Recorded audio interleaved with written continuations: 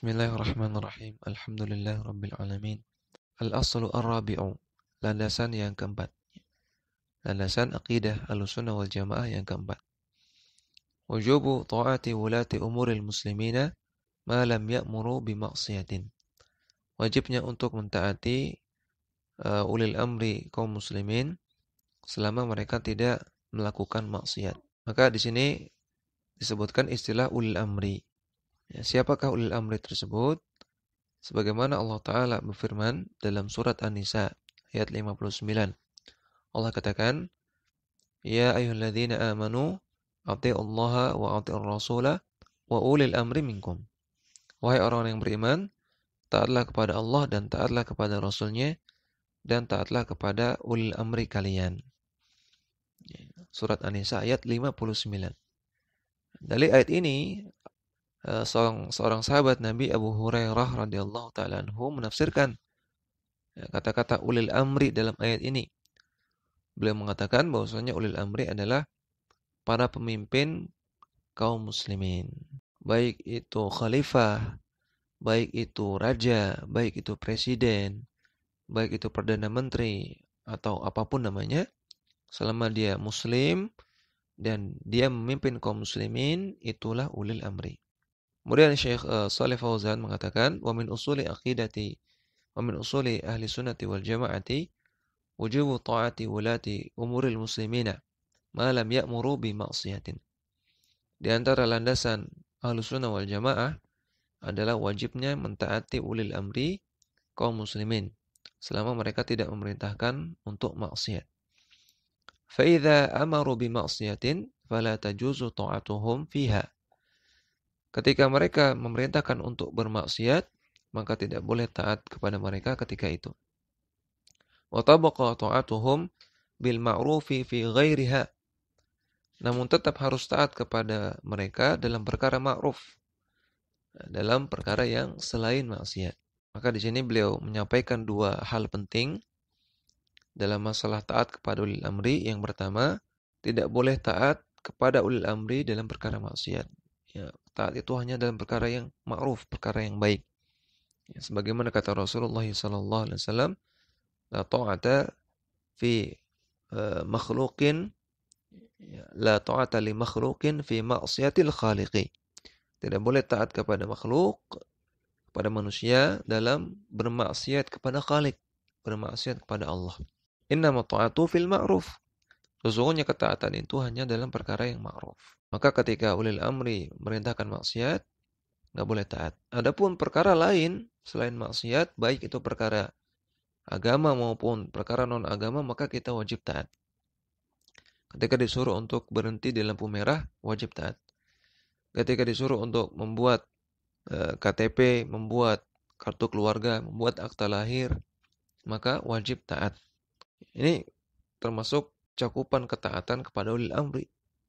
Yang tidak boleh taat hanya satu, maksiat. Ini poin pertama. Poin yang kedua, kalau ulil amri memerintahkan untuk maksiat, atau si ulil amri tersebut melakukan maksiat, ya, maka kita tidak taat ya, dalam maksiatnya saja. Ya, adapun dalam perkara lain kita tetap taat.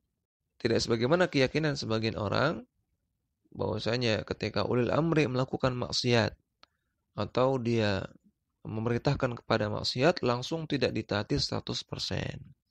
Maka ini keyakinan yang keliru, ini pemahaman yang keliru. Karena tentunya ulil amri itu manusia.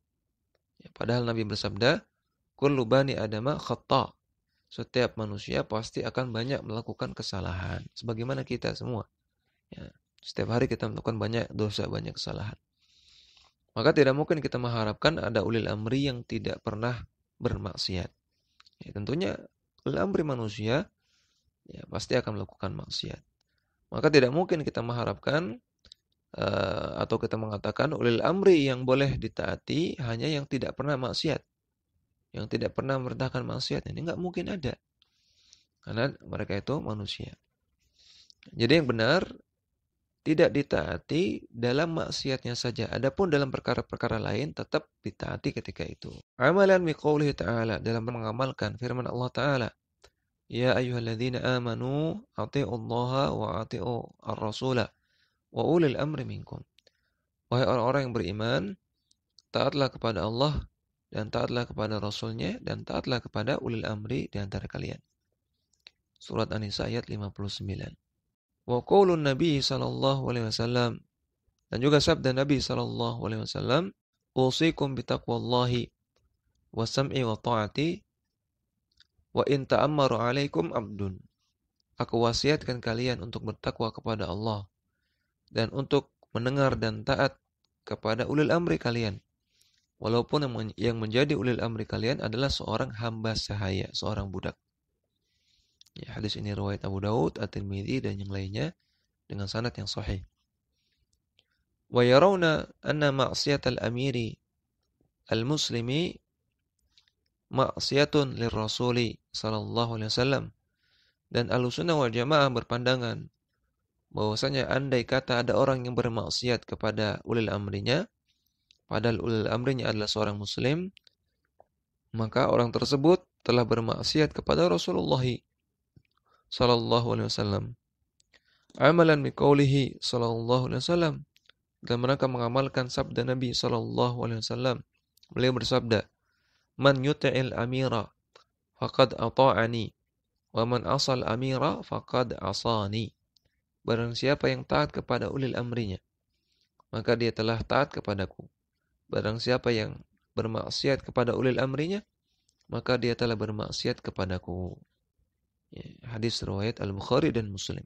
Wa yarawna salata khalfahum, dan Ahlussunnah wal Jamaah berpendapat bolehnya bermakmum kepada mereka, kepada ulil amri, walaupun mereka melakukan maksiat atau memerintahkan maksiat.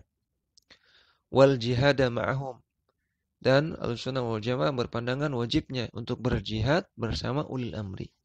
Jihad yang syar'i itu bersama ulil amri. Wad du'a lahum bis salahi, dan mendoakan ulil amri.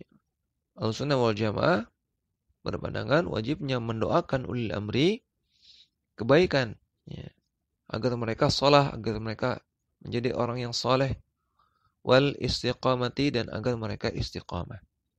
Maka hendaknya orang-orang yang mengaku Ahlussunnah hendaknya dia banyak-banyak mendoakan ulil amrinya. Berharap kepada Allah, minta kepada Allah agar ulil amrinya menjadi orang yang saleh, menjadi orang yang istiqamah di atas agama. Ya, bukan malah mencelanya, bukan malah menggibahinya.